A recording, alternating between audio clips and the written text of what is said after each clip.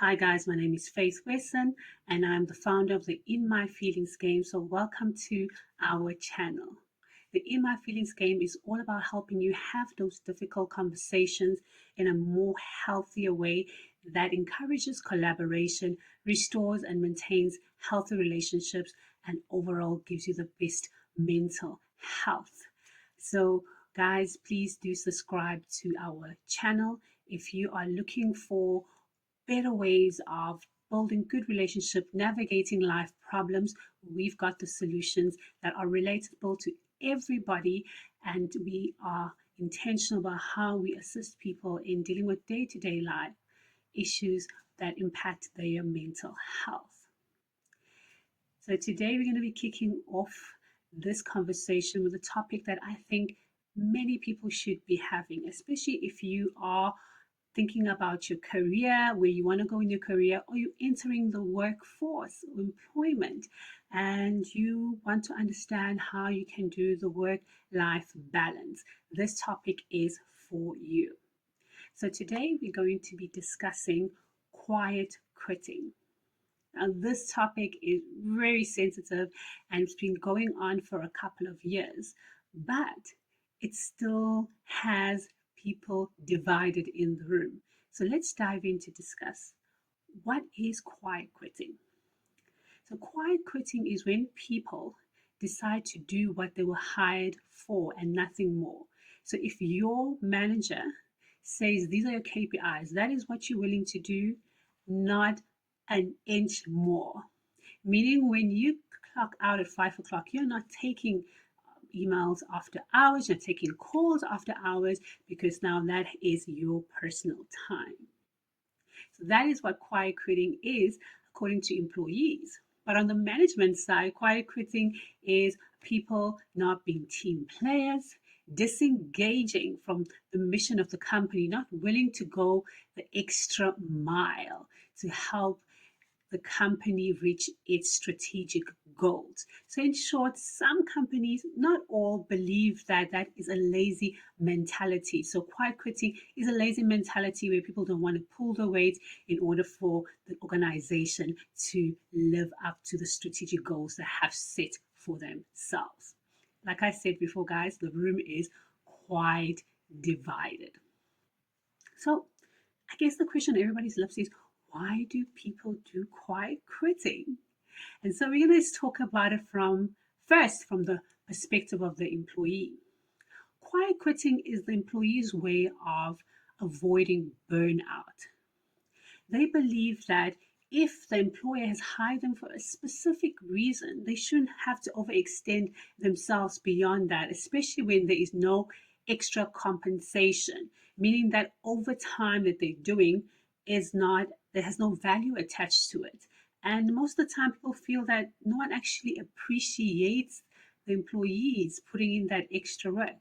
Now, if you live in South Africa, you know that putting in that extra effort, what we call effort inflation, where are you doing more and are expected to do more than what you were hired for, is a standard in South Africa.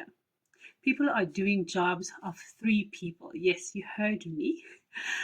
I personally have experienced that where I've been in corporate, where we were a team of 3 at some point when we should have been a team of 5, and we were doing the work of that team of 5 as 3 people. It was very strenuous, it was very stressful, and we asked when would our team be expanded. And we kept on getting, not much communication back. And when I eventually resigned, they actually hired the people and became a team of 5. And that's when they decided, you know what, maybe we should hire more people. So this is not uncommon in many companies where people are finding themselves having to fill gaps of an extra role, and there is no additional compensation, and you don't get that extra salary that's meant to be for that person while you are doing their job and while the company is looking for that person to fill the role. And it can take a couple of years. And to top it all, sometimes you don't even get a good increase. Some people are still waiting for an increase 3 years later.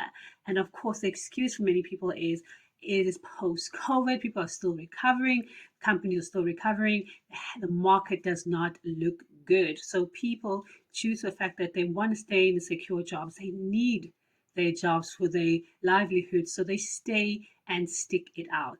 But they are definitely disengaged, and we can see the impact of that through their productivity and the company culture, where people refuse to do more but are starting to do the bare minimum while they're also moonlighting and hustling during work hours to make that additional revenue stream to support their ever increasing and inflated lifestyle that continues to be where inflation is getting everybody from groceries to petrol, school fees, you name it.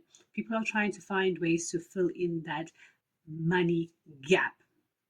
So now that we know it from the employers why they are doing it, from employee side, sorry, why they are doing it, let's look at it from the manager's perspective. What do managers and organizations think? Like we said earlier, most of the organizations are thinking people are being lazy. They don't want to put in the effort. And if they want to see more compensation, they should do more. And of course, not all managers are equal. Some managers do have good intentions towards their employees, but obviously becomes mentally draining because there's so much red tape in the corporate world, especially in many organizations. So they do want to compensate their employees for the extra effort, but the red tape in corporate does not allow them to do that. So it can come across as them not caring, but they still do try. And some managers believe that if everybody still wants to keep their jobs, we need that extra effort. It's no longer about additional compensation. It's about now keeping your job safe. So that is really pretty much the perspective of the companies to say, do more so we can achieve our targets. And most of the time, companies tend to have these beautiful meetings where they tell people how much revenue that the company has generated, but people don't actually see it in their pockets. They don't see the difference in their pockets. So that's another thing that creates real resentments and keeps employees disengaged because they can't truly see the impact in their pockets. So, guys, those are the two perspectives really when it comes to quiet quitting from the employee side from the employee side and the organization side. So now that we know that the room is divided, everybody has feelings about this, but we do know that they have one common goal, which is to make sure that everybody's jobs are secure and the organization keeps running. So how do we do this but still take care of the employee as well as the organization? So here are a few ideas or solutions that companies and employees can try. The first one is expectations. Now, we do understand that when a company hires you, they tend to tell you that we are a family, we're a team player, we need people to put in effort. But the effort part seems very vague at the beginning. They just give you a couple of KPIs. But when things hit the fan, it is time for everybody to pull their weight. And sometimes the effort is really a lot more than what people expected, and people then have to put their foot down and say, that's not what I signed up for. That's a whole new job on top of the job that you already hired before. So what can we do in a situation like that? So one of the solutions is upfront, when we're interviewing people for jobs, let us lay out our expectations honestly, that we don't expect how much effort from people in order for us to reach our strategic goals. It's better to hire the right fit from the word go than to try and convince somebody that they need to put in effort that they did not sign up for. So it's not a nice conversation to have, and companies don't want to lose good talent, but in the end, you still lose good talent. And on the employee side, it gives them an opportunity to understand, are they the right cultural fit? Now, companies like Amazon, Apple, and all these guys are infamous for working people really hard. So if you're a person who strives in a high pressured environment, requires a lot of hours, you'd probably find that is the right fit. For other people who just want to clock in their 40-hour week, then that might not be the ideal environment for you. So honesty from both sides might be just what is needed to actually make sure that the right people are in the right organization and everybody is happy on the demands that are expected from them. And then I think the second thing is also looking at when people do want to go on leave, that they go on leave and actually recharge and feel refreshed so that their work does not pile out. So really talking to the team and finding strategic ways of making sure that when people are resting, they are resting. And when they come back to less work, not work that's piled up and demands more and drains them mentally and burns them out faster. Because we want our workforce to stay at work and be productive, not to burn them out so they need to take more sick days in order to recover from the burnout. Now, this is so quiet quitting really for me, I think personally, is understanding that, there are two different sides, and both sides are not wrong to some extent about how they feel it, because some people are not really ambitious. They love where they are. They don't want to get promotions. They don't want to put in that extra effort because there's no value for them. If they're doing a great job where they are and they do it exceptionally well, they're good because they still keep the organization going due to the fact that they're doing their job well. So for those people, perhaps the company can just communicate and get to understand which employees are ambitious and which employees are happy where they are, and find a way to retain those employees. One, those that are happy where they are, make sure they continue to do a good job, incentivize them to continue to do a good job, and also acknowledge their efforts, even though they're not ambitious. That's so important. And for those ambitious people, really, really make sure they do get those promotions and make sure that they are compensated for that additional effort that they are making. So you don't have to go big, but find ways to really make your employees feel appreciated and see that they actually are doing a great job and you're noticing that. So from our side, I think those are the three basic things that organizations and employees together can collaborate on and do very well in order to find that happy medium. But of course, in everything, it takes time.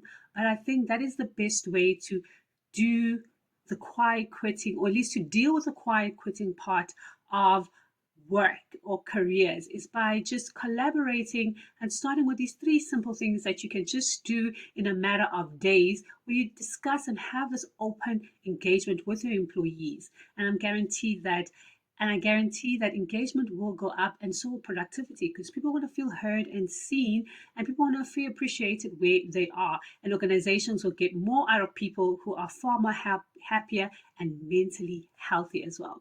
So, guys, that is it from us about quiet quitting. I hope these tips do help, or at least start the conversation in your organizations and see where it actually leads, and how can your workforce be more healthier, happier, and have those difficult conversations in a healthy way. So guys, don't forget to subscribe for more content like this. From me, Faith, my feelings, it's a goodbye. Thank you so much.